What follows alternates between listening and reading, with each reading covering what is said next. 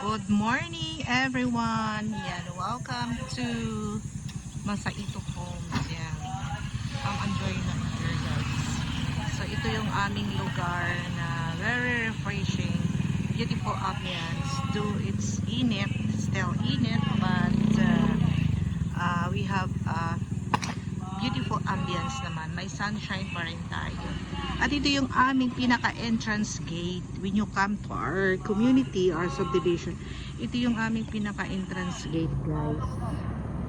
So ayan, napakalawak ng aming road dito when you come inside the place. Ayan po yung ating phase 1, phase 2 at even to phase 3. Dito na rin yung dito. So ayan, gilid lang tayo na kalsada dito.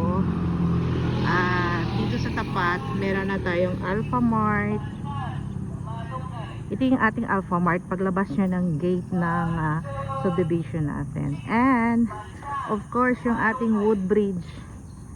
Yan, ito din yung ating isang boss sa Woodbridge Plaza. Andyan yung ating cafe, pizza house, and so on pa na mga gagawing food dito, and event place. This Woodbridge Plaza and event place ay gagawin din yung event place, for example in your special occasion at kung ano pa dyan. Yung ating Woodbridge Cafe naman ay every afternoon yan nag-open, and also the Frank House Smokehouse. Then ito na yung ating, sa tapat lang, ito yung ating information center ng site area natin dito sa Masaito Homes. Yan po, yun po yung office namin sa site.